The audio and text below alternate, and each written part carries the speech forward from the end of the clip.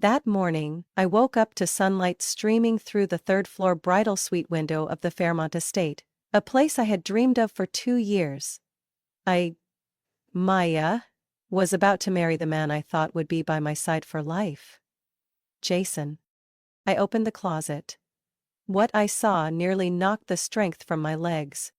The wedding dress I had custom-made in Los Angeles for nearly $8,000, a white silk gown with hand-sewn lace that took 3 months to complete, was crumpled on the floor, shredded like tissue paper. The lace was torn to pieces. The zipper had been yanked loose as if someone had ripped it down with force. And the bodice, where I had the initials of Jason and me embroidered, was cut clean off. I didn't scream. I didn't cry. I just stood there, frozen, my lips stiff, my hands cold. It felt like witnessing a crash. But I was the one crushed inside it. Maya, you need to come downstairs, now. Rachel, my maid of honor, shouted from the hallway. I opened the door, still in my silk robe, and stepped out. Downstairs, chaos greeted me. Guests clustered in small groups, whispering, many looking my way and quickly turning away. My mother, Evelyn, stood in the center, pale, her hand covering her mouth. My father was arguing with a catering staff member in uniform. We got a call at 6 a.m. from the bride's number canceling the entire menu and services, the caterer said, visibly distressed. The kitchen shut down prep right after. That's impossible, I shouted, stepping forward. I didn't call anyone this morning, my phone's still charging on the nightstand. Before I could explain more, Jason walked through the main doors. His face was pale, eyes wide. He held his phone tightly. Beside him stood Ben. His best man. Silent. We need to talk, Jason said, voice shaky. He pulled me aside, away from the crowd, not even looking me in the eye. I've been getting messages all morning. From random numbers. And emails. Screenshots of texts between you and Matt, my ex from college. We hadn't spoken since 2019. Jason showed me his phone, dozens of screenshots, all time-stamped, including photos of me, clearly edited, hugging Matt at some cafe. The texts were scandalous. Once we're married, it'll be just you and me, and I'm only marrying Jason for the money.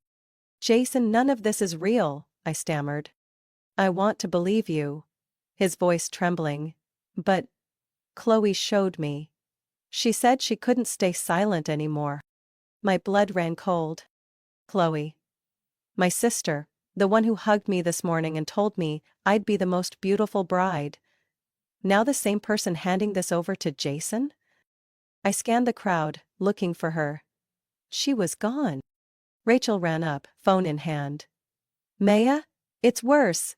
Someone's already posted all the messages and photos on Reddit and your Facebook. They're spreading fast, people are screenshotting and sharing them everywhere. The air around me thickened. The grand estate had become a glass cage, and I was the exhibit everyone was whispering about. Jason pulled his hand away from mine. I need time, he said softly. Then turned and walked off. Ben followed. No one offered a word. I stood in place as the world crumbled. My mother approached. Her eyes welled with tears, but her voice was sharp. If there was something you were hiding, you should have told me first. Khloe was just trying to protect the family's name, she meant no harm. I turned to her. You actually believe I did this? She said nothing. Just looked down. Then I looked up. Saw someone on the second-floor balcony. Light fell across her face, and I recognized Khloe. She watched us, face feigning concern, but in a split second the corner of her mouth curled. A smile. Thin, fleeting, but I saw it. No accident had destroyed my wedding dream, it was planned, calculated, executed to perfection. I swallowed hard. Everyone out, I told Rachel, voice dry. What are you going to do? She asked. I clenched my fists. Start planning, not a wedding. I looked Khloe dead in the eyes. This time, I'm planning a response. 3 days after what people were now calling the runaway bride scandal, I received an email from someone claiming to be Kristen D'Amico, a writer for a blog specializing in elite scandals across Houston. The subject line was blunt. Maya Taylor, runaway bride or professional manipulator? I opened it. The article came with dozens of screenshots of fabricated messages, supposedly leaked exclusively, including one where I allegedly referred to Jason as a walking ATM. The piece accused me of exploiting the marriage for financial gain before crawling back to my ex. Worst of all, it had nearly 2,800 shares in under 24 hours.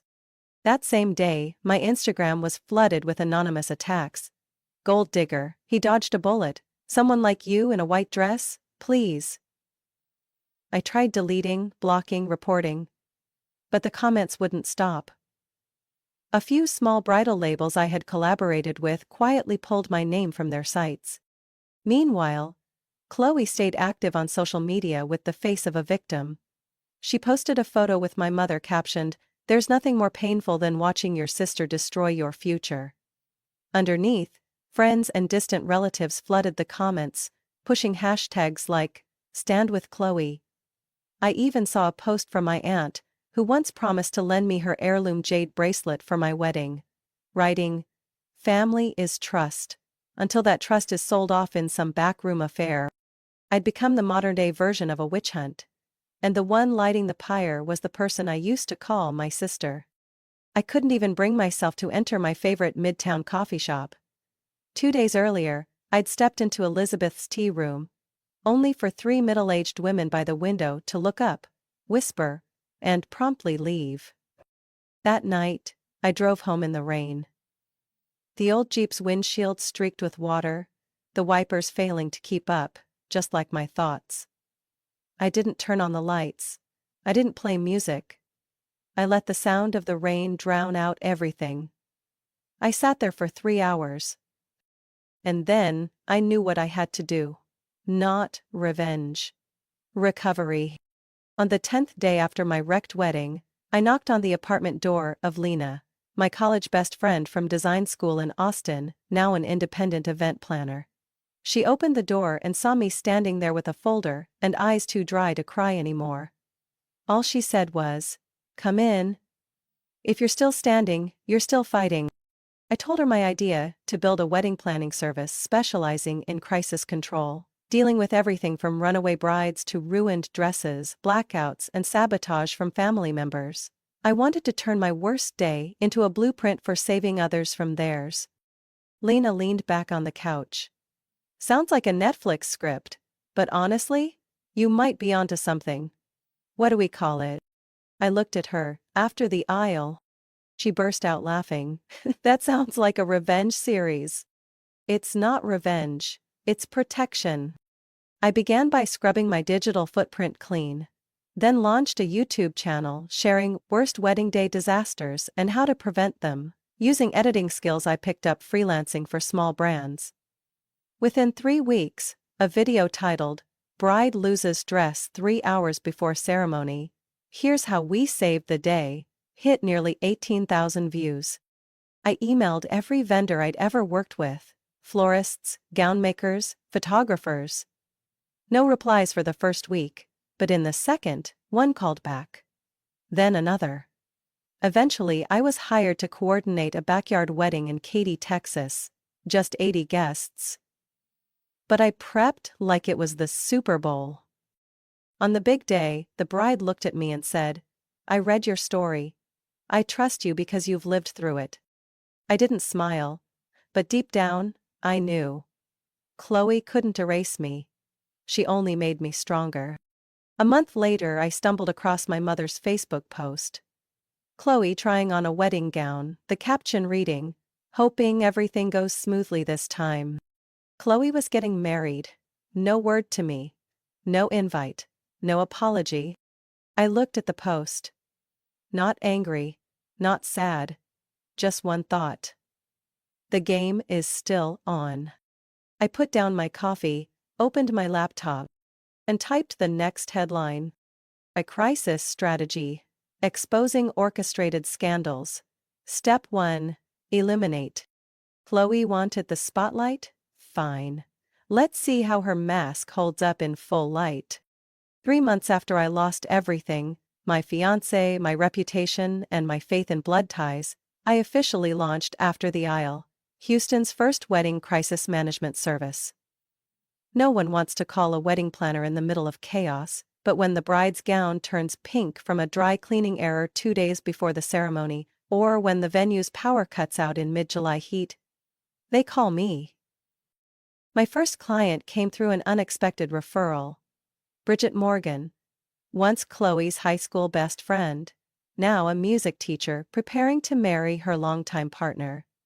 She showed up at my tiny office on a Friday afternoon with torrential rain pouring outside. I was taping logos on a presentation board when the doorbell rang insistently. "Hi," Bridget said, clutching a navy new umbrella. "I heard you're the one whose sister destroyed her wedding and still started a business from it. I need someone with nerves like that." I held my face steady. Call it nerves of steel. Or maybe just someone who's no longer afraid of humiliation. She sat down, pulling out her planning folder. "You're my last hope. Every other planner turned me down after learning my aunt is a control freak who ruined my cousin's engagement." I smiled faintly. "Then, I'm your person. I don't coordinate fairy tales. I run weddings in war zones." 2 weeks later, Bridget's ceremony took place at a converted farmhouse in Pearland. When thunderclouds rolled in just before showtime, I got a tent vendor on site in 15 minutes. When the MC got into a fender bender on the way there, I handed the best man an iPad and drafted a new script in the restroom trailer. Bridget squeezed my hand as I walked her down the aisle. "No one knows what's happening backstage. But I do." I gave her hand a small squeeze back. "Because I know exactly how it feels to lose control of what's supposed to be the best day of your life." 3 days later, I got a call from an unfamiliar number at 9:40 a.m. "I don't expect you to answer," came a low, slightly raspy voice. "But I need to talk. It's Jason." I paused. "I still recognize your voice." He sighed. "I know I messed up. I'm not asking for forgiveness. I just need you to know. I looked into it. Everything Khloe gave me was fake. A friend at a cybersecurity firm analyzed the metadata. The texts, the photos, every single one was altered." I wasn't surprised. I wasn't even shaken. There was a quiet stillness inside me, the kind that comes after a long burn finally cools. "Why are you calling me now?" I asked calmly. "Because I need to be honest. I didn't have the guts to stand with you when you needed me. I believed someone else, because it was easier than facing the fracture in your family. I chose safety." "You didn't just choose safety," I replied slowly. "You chose to run." He didn't argue. "I miss you. Do you miss the woman who used to love you? Or the image of the woman you lost because you were too afraid to believe her?" There was a long silence on the line. I sat behind my desk, fingers resting lightly on the planning sheet for my second client. After the Aisle had just booked another wedding, this one in New Orleans, with a groom's mother who'd been divorced 3 times and threatened to bring her new boyfriend to crash the reception. Jason exhaled. "You're right. I don't deserve you." "No," I said. "You don't deserve the me I am now." Before he hung up, he said one last thing. "If you ever need someone to back you publicly, to tell the truth, I'm here. I'll testify. I won't be silent again." I didn't reply, but deep inside I knew. Jason had made the wrong choice once. At least he wasn't going to live in denial forever. I ended the call. Outside, there was no rain, no sun. Just Houston's proud, moody gray sky. Lena walked in holding 2 hot coffees. "Client number 3 just messaged. She needs a plan in case her future mother-in-law swaps her wedding dress for a pink gown." I took the cup and sipped. "Perfect," I said. Pink's not the most dangerous color. Sometimes, white is the cruelest one of all. One late November morning, just after leaving a meeting with a new client couple, I got a text from my mother. Just one line. Khloe's engaged, and she wants you to be her maid of honor. I froze in the middle of the Sugarland Mall parking lot, gripping my phone until my nails dug into my palm. The next message followed quickly. This time, a photo. Khloe holding a champagne glass, a diamond ring flashing like a spotlight fueled by lies. The same person who tore my wedding to shreds was now asking me to stand beside her in satin. I didn't respond right away. I sat in my car for nearly 2 hours, staring at the steering wheel. My mind ran through every reaction, from tossing the invitation into the trash to sending back a hex stitched into silk. But eventually, a colder thought settled in. Khloe was so confident she thought I wouldn't dare strike back. She was wrong. That afternoon, I messaged 3 people: Lena, Bridget, and Jason. I'll be her maid of honor, and we're going to make sure Khloe's wedding is unforgettable. 3 days later, I attended the engagement party in the glass house at Hotel Lemieux. Khloe wore a champagne satin dress and beamed as if she hadn't slashed my wedding gown just 3 months earlier. The man beside her, Adam Winters, an architect 35, was no stranger. I recognized him from a photo Mara Delgado sent me after my YouTube video went viral. 5 signs your wedding is being sabotaged from within. Mara had dated Adam for 3 years. In her email, she wrote, "Khloe stole my boyfriend the same week my dad died. She pretended to console me and then vanished with the man I loved. And now Khloe wanted me to wear a dress and smile at her side." I gripped my lemonade harder. Not from jealousy. From the sharp realization that Khloe had a pattern she struck when others were most vulnerable. A few days later, I met Jason at a cafe off Westheimer. He looked different, thinner, more solemn. The arrogance he once wore like cologne was gone. He slid his laptop across the table. On the screen was a chat log between Khloe and someone named Marcus Leach. He was a classmate of hers, Jason explained. Graphic designer. She hired him to forge the screenshots. He kept the emails and files because she never finished paying him. I skimmed the folder. Dozens of expertly doctored photos, manipulated timestamps, fake text threads. Each file a blade aimed back at its maker. "Can you get Marcus to testify?" I asked. "I already did. As long as his identity stays confidential, he's willing to turn over everything." I nodded. This time, I wasn't alone. Lena built a timeline cross-referencing Khloe's leaked evidence with my phone data, GPS logs and home Wi-Fi records. Bridget tracked down a former employee of Khloe's short-midget event company. A woman owed 3 months of back pay. I called Mara. She agreed to speak up. "Just promise me one thing," Mara said over the phone. "That when she walks down that aisle, everyone will know who's real and who's fake." "I'm not promising to ruin her wedding," I replied. "I'm promising to let the truth do what it needs to." The next day, Khloe texted me. "I hope you won't drag the past into my wedding. I've already forgiven you." I scoffed. "Forgiven me? Or terrified of the truth?" I replied. "Don't worry, you want a wedding to remember, right? I'll help." As I hit send, a new notification popped up on my laptop. Audio file complete, uploaded to private drive. An audio file? It was a phone call from 3 days ago.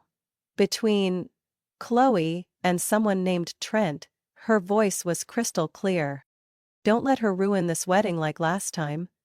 I shut her down once. I just need to keep her quiet now." I closed my eyes.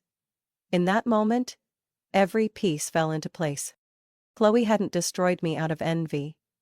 She did it out of obsession. An addiction to absolute control. And I would end the cycle of victims she's left behind. Right there, at her perfect little wedding. 3 months of silence.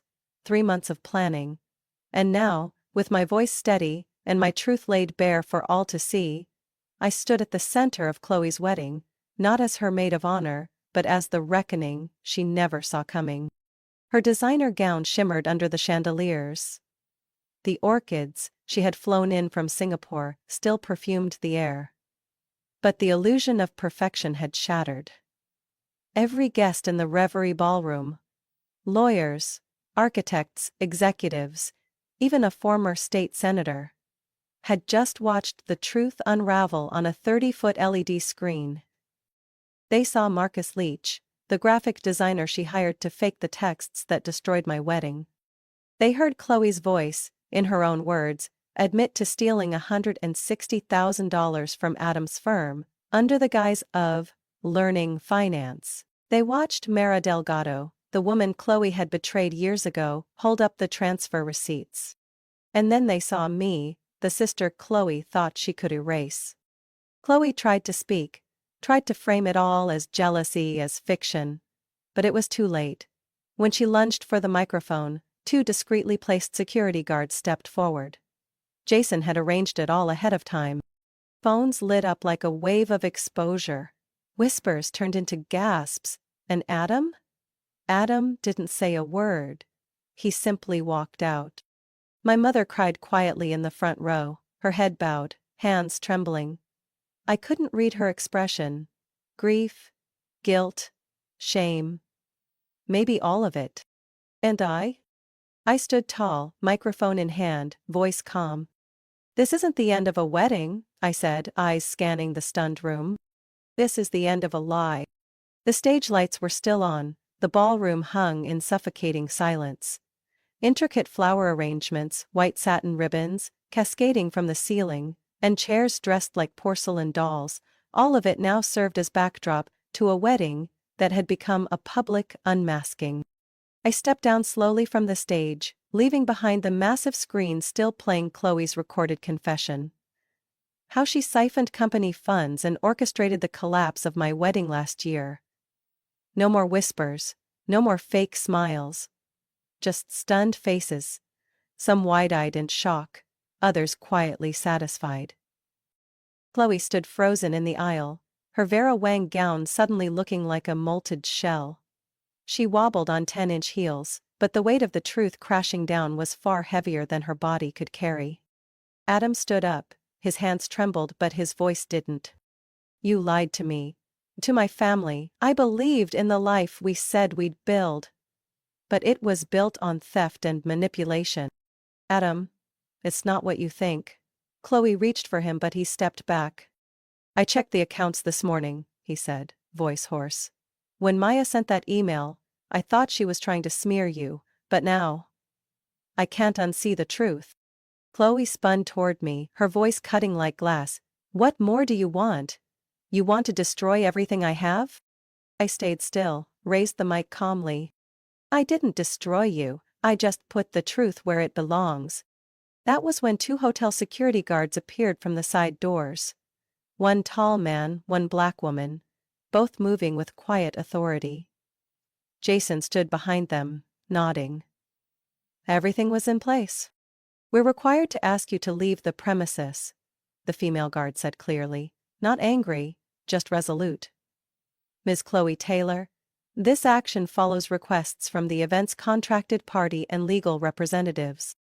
No, this is my wedding! Khloe screamed, her voice unraveling. I paid for this, I'm the bride! I looked straight into her eyes. A bride isn't someone who wears white. A bride doesn't need to destroy others to shine.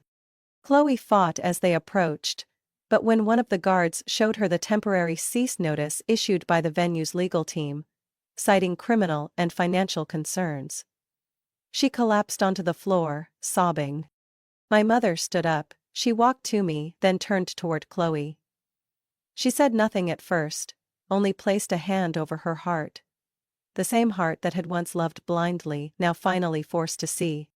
You lied to all of us, she said quietly but clearly. I didn't believe Maya. That was my mistake. But from this moment on, I can't pretend anymore. Khloe screamed, everyone's turning on me, is there anyone left? No one answered. I approached slowly. I bent down and looked her in the face. Makeup smudged, eyes swollen, mask shattered. I used to think you were just jealous, that I should bend because you were family. But no, Khloe. You don't need anyone to unmask you. You tore it off yourself. Adam came forward. He removed his wedding band and laid it on the altar. This ends here. The reception was over, guests left in quiet clusters. A few filmed everything, but most were too stunned to share it online. I overheard an older woman whisper to her friend, "This is the first wedding I'll never forget." But for all the wrong reasons. Backstage, Lena sat on a couch, sipping orange juice. Video timing ran flawlessly, not a second off. "Good," I said, peeling the mic tape from under my collar. Marcus walked in and handed me a signed legal cooperation agreement. "I sent everything to the firm. She'll face charges for corporate embezzlement." "And her reputation?" I asked. He shrugged. "She traded it for the spotlight, but the brighter the light, the longer the shadow." Driving home, I turned on the radio. A classical symphony played. Cool air slipped in through the window. Late afternoon sunlight brushed across my hand. Still slightly shaking. Not from fear, but because everything had finally ended. My phone buzzed, a message from Mom. "Dinner? I made spaghetti. No pressure to talk, just come." I didn't answer right away. I pulled over, stared at the screen. Then typed slowly, "I'll come, but this time, not wearing a mask." And I hit send. 4 months after Khloe's wedding collapsed, the name Maya Taylor appeared on the cover of Bridal Executive Weekly, under the headline, "The Woman Redefining Wedding Planning." They called me the crisis whisperer, the one who could turn matrimonial disasters into milestones of rebirth. But all I thought was, I survived. And I refused to let the fall be for nothing. After the aisle was booming, we opened a second branch in Austin and were in talks to expand to Scottsdale. I hired 3 new assistants. Each one had been through storms of their own, and could spot disaster before it struck. One afternoon during an internal meeting, Lena handed me a plain envelope. It came by mail, no sender, but, "You should open it." Inside was a silver bracelet, old but still shining. The same one my mother once wore. The same one Khloe and I used to fight over as kids. Tucked with it was a folded note. "Maya, my therapist said I should start by returning what doesn't belong to me. I know I went too far. I don't expect forgiveness. But I hope you understand. There are nights I can't sleep, haunted by the image of you, standing alone in a shredded dress. I used to think if I wasn't the center, I didn't exist. Now I'm learning how to step aside. I'm trying. Khloe." I read that last line over and over, trying to hear if the voice behind it was real or another performance. But this time, there was no manipulation, no script, just the raw, unpolished truth of someone learning, finally, how not to be the sun. That night, I sat in the kitchen of my new midtown loft, my own place, bought with money from our biggest project yet, a full-scale wedding revival at St. Jude's Church. My mother arrived carrying homemade lasagna and a bottle of bargain Cabernet from Costco. "You once said you'd only drink Cabernet when life felt truly stable," she said, setting it down. "I'm guessing tonight's the night." I looked at her. In the warm yellow light, she didn't look like the harsh woman from my past. No makeup, no stiff pearls. Just her eyes. Seeing me. Not through Khloe this time, but directly. "I'm sorry," she said, voice tight. "I used to believe image was everything. I chose to preserve the wrong thing." I didn't answer immediately. I poured 2 glasses of wine and handed one to her. "I don't need you to apologize," I said softly. "I just need you not to look away anymore." She nodded. No tears, no defenses. Just her hand resting gently over mine. On a quiet Sunday afternoon, after wrapping a workshop for brides, titled "Managing Family Landmines on Your Big Day," I found Jason standing at my office door. Navy sweater, tousled hair, a cup of espresso and vanilla in his hand. "I didn't make an appointment," he said, "but I need 10 minutes."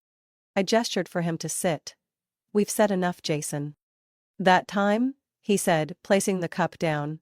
"I came to apologize. Today, I'm here to ask something else."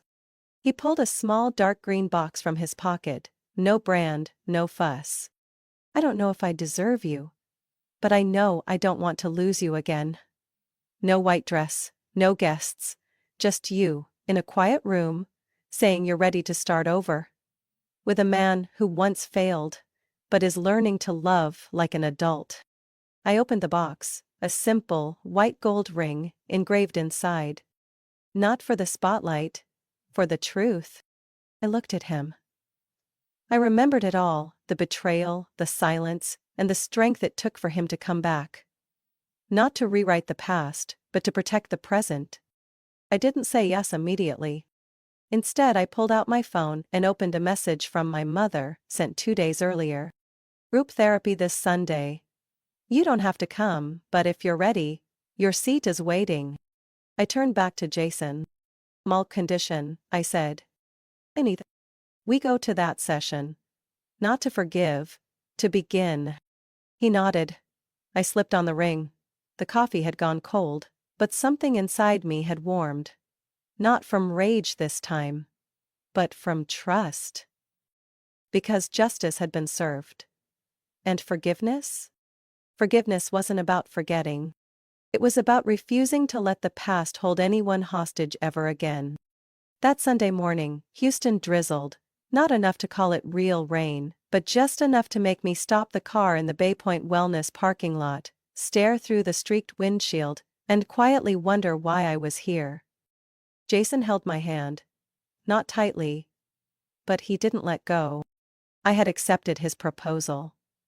Not like a fairy tale, not with a grand party and hundreds of eyes watching. Just a quiet nod between two people who had broken, and then learned to live, without stepping on anyone else, to survive. I entered the therapy room with a slow heartbeat, not because I was calm, but because I no longer felt the need to prove anything. Beige walls, gray cloth chairs. A round table with tissues, and a clock without ticking hands. The therapist, Mrs. Miriam Coyle, was in her 60s, hair salt and pepper, gaze soft and non-invasive. My mother was already there, fingers laced tightly. She wore a white shirt and khakis, no makeup. The first time I'd seen her show up to a confrontation without hiding behind perfection. Khloe arrived 5 minutes late. An oversized sweater, no makeup, slight shadows under her eyes. I couldn't tell if it was from crying or insomnia. But for the first time, she looked like someone trying to live, not perform. Silence. Then Mrs. Coyle's voice, like a thread through fog. "Thank you all for coming. Not to resolve everything today, but to begin." I looked at my mother. She met my gaze and didn't flinch. "You can start," she said. "If you want to." I nodded, inhaled. "I used to think," I began slowly, "that family was something you couldn't choose. But the truth is, you can choose boundaries. And when someone crosses them, walking away isn't betrayal. It's survival." Khloe lowered her eyes. I didn't look at her. "Mom didn't believe me," I continued. "But I'm not here for an apology. I'm here because if anyone still wants to rebuild something, then I'll listen." What? My mother nodded, wiping her eyes. Then Khloe spoke. Soft, but clear. "Maya, I'm not here to explain myself. I know words aren't enough, but if you need 5 more years before we can talk again, I'll wait." I looked at her. Not with hatred. Not even trust. Just acknowledgement. She was trying. And I no longer carried the weight of being the only one trying to hold a crumbling family together. "We can't go back," I said, holding her gaze. "But if we move forward, it has to be as equals. No one stands above the other. No one gets to use someone's pain and hide behind the words, 'we're family.'" The room stayed silent. And I didn't need anyone to confirm I was right. I had only needed to know we weren't silent out of fear anymore.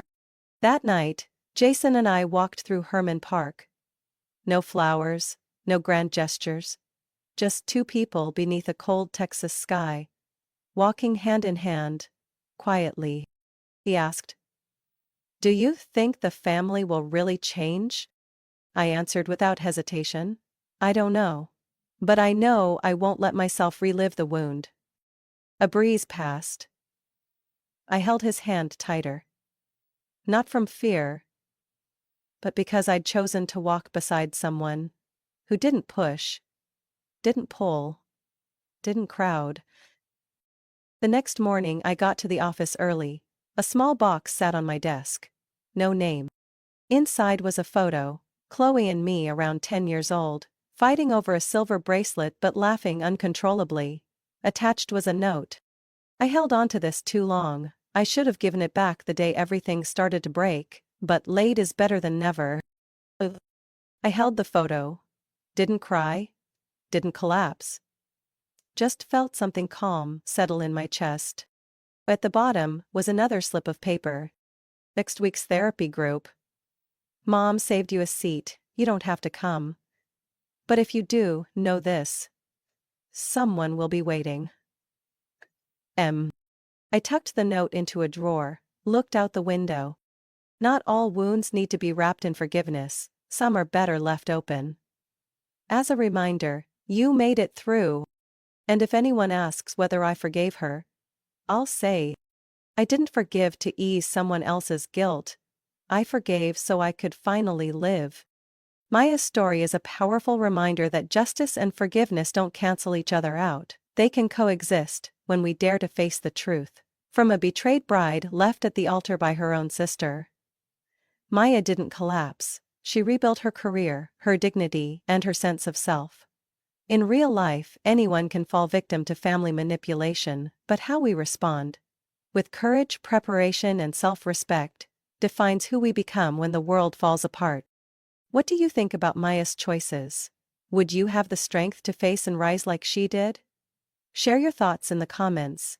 And don't forget to follow the channel for more powerful stories about family, resilience, and redemption.